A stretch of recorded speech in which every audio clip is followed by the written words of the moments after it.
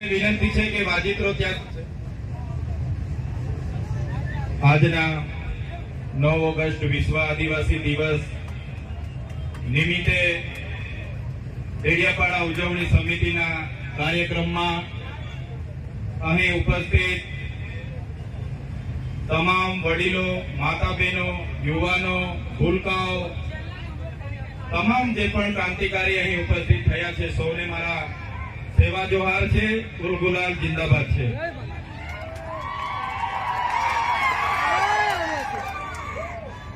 જે સમિતિએ 9 ઓગસ્ટ વિશ્વ આદિવાસી દિવસની ડેડિયાપાડા ખાતે આયોજન કર્યું, અમને આમંત્રણ આપી, ઘણા લોકો અહીંયા બોલે એવા છે, છતાંય સાથી આગેવાનોએ પણ મને બોલવાનો જે તક આપ્યો છે અને મને જે સન્માન આપ્યું છે એ બદલ સૌપ્રથમ બધા માટે એમના ચરણોમાં હું નમન કરું છું, સૌને હું પ્રણામ કરું છું। આપણે દર વખતે 9 ઓગસ્ટ ઉજવીએ છીએ, હજારોની સંખ્યામાં ભેગા થઈએ છીએ, નાચીએ છીએ, કૂદીએ છીએ, બૂમ બરાડા કરીએ છીએ, પણ આટલી મોટી વસ્તી હોવા છતાં, આટલી એકતા હોવા છતાં જે અત્યાચારો આપણા પર થયા છે એને પણ આપણે નહીં ભૂલવા જોઈએ।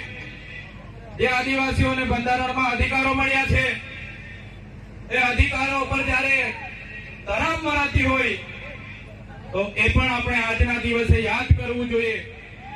આજના આ કાર્યક્રમમાં નાચી કૂદીને ઘરે જવાનું નથી, પણ આ કાર્યક્રમના સિદ્ધાંત, અહીંના સંદેશો, ઉપદેશો પણ તમારે ઘરે લઈને જવાના છે। મિત્રો, 2 દિવસ પહેલાની ઘટના છે। કેવડિયા ખાતે 2 યુવાનોને, જયેશભાઈ સાનાભાઈ તડવી, સંજયભાઈ ગજેન્દ્રભાઈ તડવી, ઢોરમાર મારવામાં આવે છે। આખી રાત કપડા ઉતારીને બાંધીને ઢોરમાર મારવામાં આવ્યો અને બીજા દિવસે FIR માં પણ એમના મજૂરોને રજૂ કરવામાં આવ્યા અને દુઃખ અમને ત્યારે થયું કે પોલીસ અધિકારીઓ એ યુવાનો મરણ થયા છતાંય એવું સ્ટેટમેન્ટ આપ્યું કે આ યુવાનો અહીંયા ચોરી કરવા માટે આવ્યા હતા। શું આદિવાસીઓ ચોર છે? કેવડિયામાં અમારી જમીનો છીનવાયેલી છે, અમારા લોકો વિસ્થાપિત થયા છે અને દુર્ભાગ્ય અમારું એ છે કે ત્યાં અમને ચોર સાબિત કરવામાં આવે છે। અમે ક્યારે સાખી નથી લેવાના।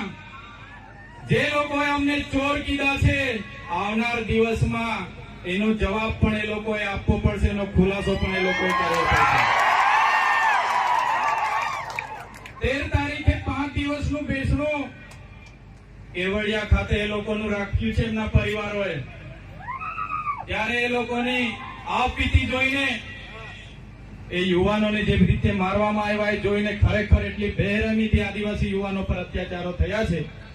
ત્યારે આ 13 તારીખે આજના મંચ પરથી તમને આહવાન કરું છું, કેવડિયાવાળા એકલા નથી, એમની સાથે ડેડિયાપાડાના લોકો પણ છે। 13 તારીખે આખું કેવડિયા અમે ભરી દઈશું। તૈયાર છો બધા? પોલીસના મિત્રોને પણ કેમ છું, ઘણા પોલીસ અધિકારીઓ આપણા સમાજના છે, એમને પણ હું આજના મંચ પરથી કેમ છું, તે દિવસે કેવડિયા જતા વચ્ચે નાકા આવશે ને તો તમે જાણો ને તમારું કામ જાણે। આદિવાસી સમાજ અંગ્રેજો સામે પણ ઝૂક્યો નથી, આજે આદિવાસી અમે એટલા માટે ગર્વ અનુભવીએ છીએ, અમે અહીંયા અનાદિકાળથી વસીએ છીએ, અહીંયા અમે મૂળ નિવાસી છે, મૂળ માલિકો છે। આજે અમને વનવાસી કહેવામાં આવે છે, વનબંધુ કહેવામાં આવે છે। અમે આદિવાસીઓ છે, હજારો વર્ષોથી વસનારા આદિવાસીઓ છે। અમે જે વખતે આ વિસ્તારોમાં, આ દેશ પર જે વખતે મુગલોનું આક્રમણ થયું, હુણોનું આક્રમણ થયું, ફ્રેન્ચોનું આક્રમણ થયું, પોર્ટુગીઝો આવ્યા, અંગ્રેજો આવ્યા, ત્યારે પણ આદિવાસીઓએ ગુલામી નથી સ્વીકારી, સ્વાયત્ત રાજ્ય અમારા રાજપીપળાનો ઇતિહાસ જોઈ લો। નાંદોદ અમારા નંદ ભીલની નગરી હતી, સાગબારા અમારા કુંવર વસાવાનું રજવાડું હતું,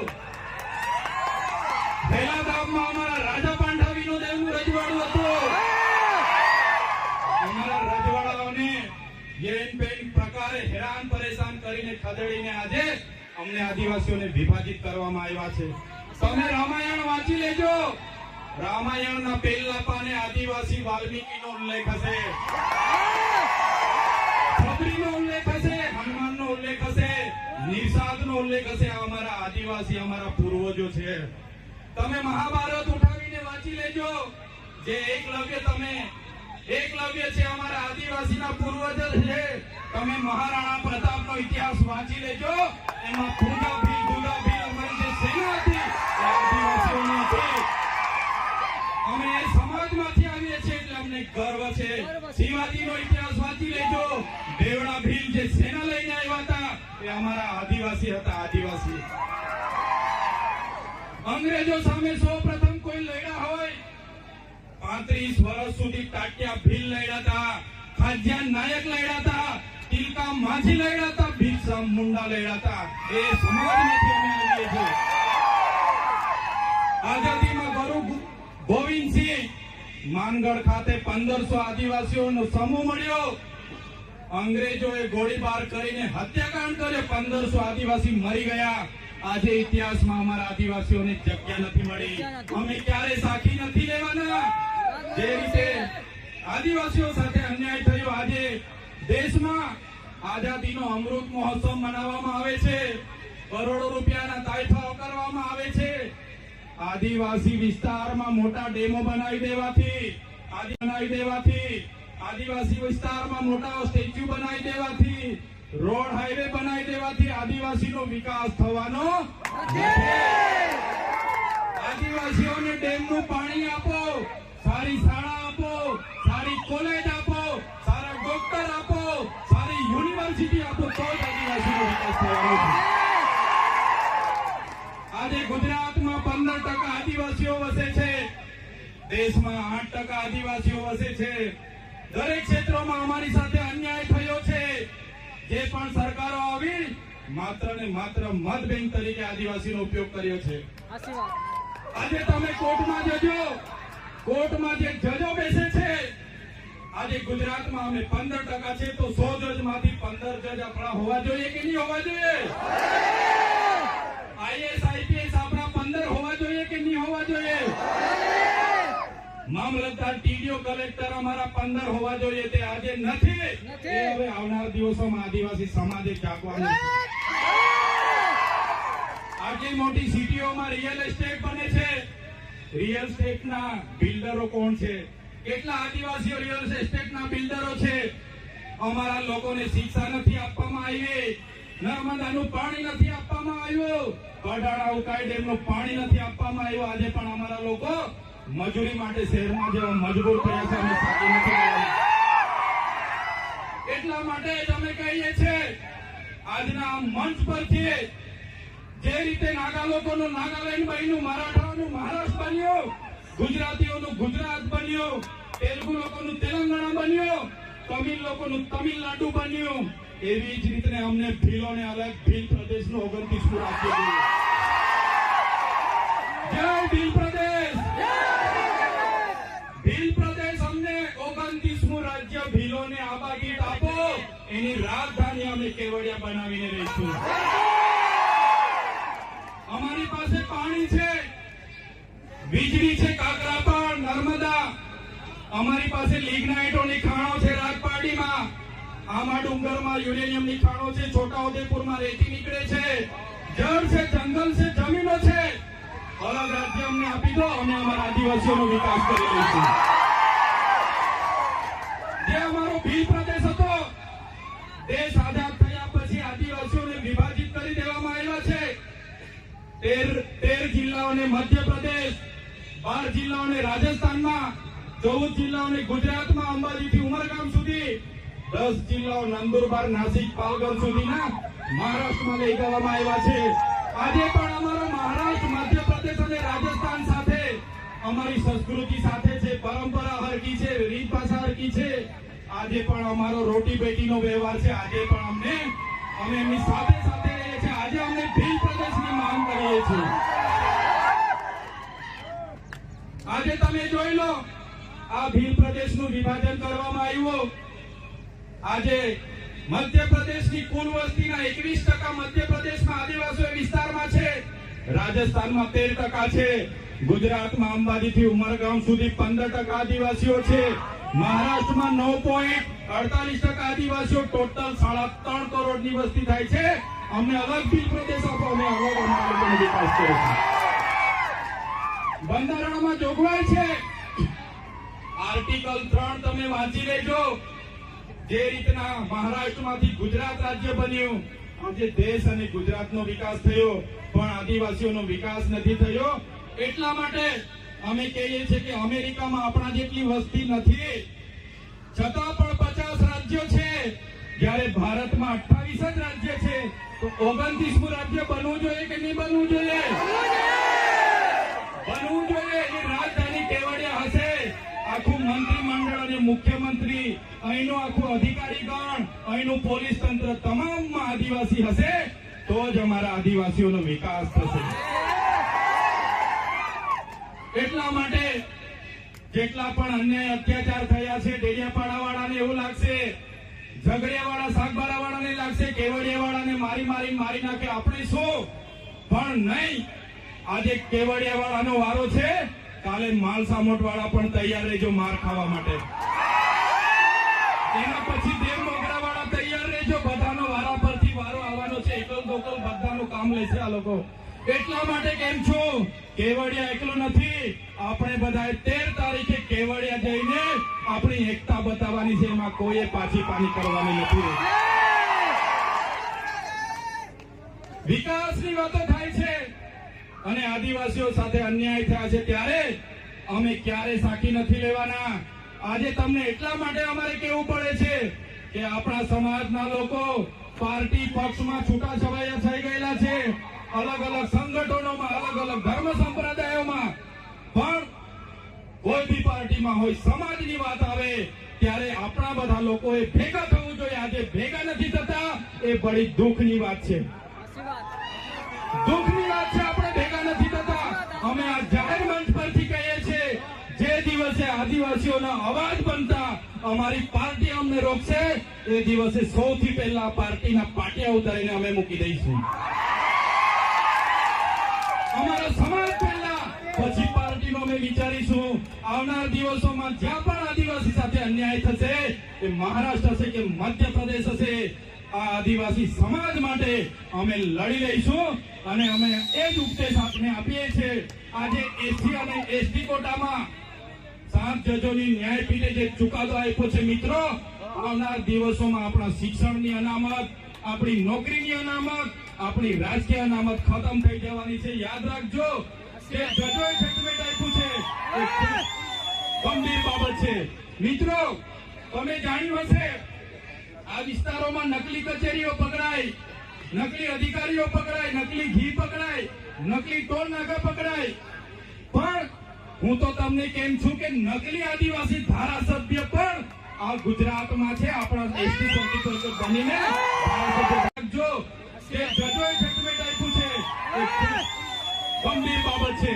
મિત્રો, તમે જાણ્યું હશે, આ વિસ્તારોમાં નકલી કચેરીઓ પકડાય, નકલી અધિકારીઓ પકડાય, નકલી ઘી પકડાય, નકલી ટોલ નાકા પકડાય. પણ હું તો તમને કેમ છું કે નકલી આદિવાસી ધારાસભ્ય પણ આ ગુજરાતમાં છે. આપણા એસટી સર્ટિફિકેટ બનીને ધારાસભ્ય બનેલા છે. નકલી આદિવાસી ધારાસભ્ય પણ ખોટા સર્ટીના આધારે આજે બન્યા છે. ત્યારે આપણે બધાએ લડવું પડશે. એટલા માટે જ વધારે સમય નથી લેતા.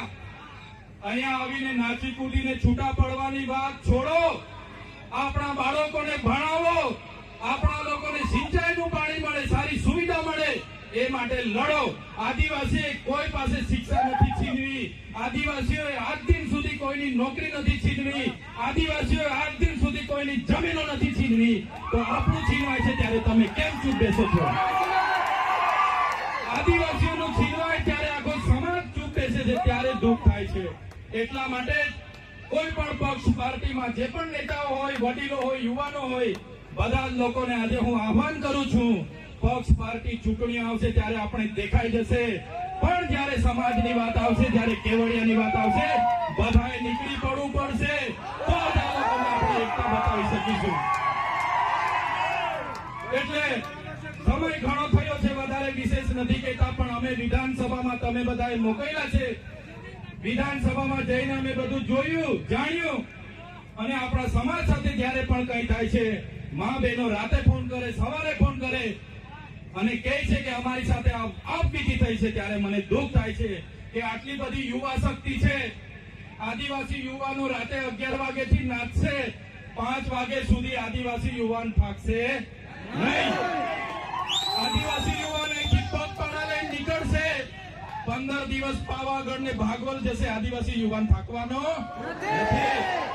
પણ આદિવાસી યુવાનને હું વિનંતી કરું છું, તમારી જે શક્તિ છે, તમારો પાવર છે, એ નાચવા કૂદવામાં, પગપાળા જવામાં, એ લડાઈ ઝઘડા અંદર કરવામાં નહીં વેફડશો. તમારી શક્તિનો ઉપયોગ આવનારા દિવસોમાં સમાજને ન્યાય આપવા માટે કરો. હું તમને વચન આપું છું, અમે આગેવાની લેવા માટે તૈયાર છે. અમને તમારો સાથ જોઈએ છે, તમારો સહકાર જોઈએ છે, સાથ જોઈએ છે. જે રીતના આપણા પૂર્વજોએ અંગ્રેજો સામે નમતું નથી ઝૂક્યું, એ આદિવાસી સમાજમાંથી અમે આવીએ છીએ. ટાટિયામામાં બિરસા મુંડા, રાજા પાંઠાનું ખૂન અમારા શરીરમાં છે. અમે ક્યારે કોઈના બાપથી ડરવાના નથી. એટલા માટે આજે અમે કહીએ છીએ કે આદિવાસીનો ઇતિહાસ એ સિંધુ ઘાટીની સંસ્કૃતિ 10,000 વર્ષો પહેલા, 7-8,000 વર્ષો પહેલા જે સંસ્કૃતિ હતી, એ આદિવાસી સંસ્કૃતિની સભ્યતા છે. વિશ્વની સૌથી જૂની સંસ્કૃતિ આદિવાસીઓની છે. આજે અમેરિકા, આફ્રિકા, બ્રાઝિલ, ઇન્ડોનેશિયા તમામ દેશોમાં આજે આદિવાસીઓ ધામધૂમથી 9 ઓગસ્ટ વિશ્વ આદિવાસી દિવસ ઉજવે છે. ત્યારે એક આદિવાસી સમાજના લીડર તરીકે, તમારા પ્રતિનિધિ તરીકે આજના કાર્યક્રમમાં તમને મેં સેવા જોહાર કરું છું. આવનાર દિવસોમાં ઉલ ગુલાલ જિંદાબાદ કરવું પડશે, તો તમારે બધાએ સાથ સહકાર આપવું પડશે. મિત્રો, આજના કાર્યક્રમના મંચ પરથી કહેવા માંગુ છું, ઘણા વર્ષોથી લડેંગે જીતેંગે, મુર્દાબાદ જિંદાબાદ. હવે મુર્દાબાદ જિંદાબાદ કરવાનું થતું નથી. હવે કોઈ બાબતમાં આવેદન પત્ર આપવાના થતા નથી. લડેંગે જીતેંગે જિંદાબાદ મુર્દાબાદ કરવાનું થતું નથી. જ્યારે પણ આદિવાસીઓ સાથે અન્યાય થશે, અત્યાચાર થશે, આદિવાસીના હક અધિકાર માટે ખોચવી લેવા માટે હવે આપણે બધા તૈયાર થઈ જવું પડશે. ત્યારે આજના કાર્યક્રમમાં મને આમંત્રણ આપ્યું, મારું સન્માન કર્યું, મને બોલવા માટે ઘણા હજારો યુવાનો બોલી શકે એવા છે, છતાં મને તક આપી એ બદલ મેં તમારો ખૂબ ખૂબ આભાર માનું છું. અહીંયા ઉપસ્થિત આદિવાસી સમાજના તમામ સરપંચો, તમામ તાલુકા સભ્ય, જિલ્લા સભ્ય, પક્ષ પાર્ટીના જેટલા પણ આગેવાનો અહીંયા પધારેલા હોય, એ ભાજપના હોય, કોંગ્રેસના હોય, આપના હોય, કે બાપના હોય, કે બીડીપીના હોય, બધાને મારા જોહાર.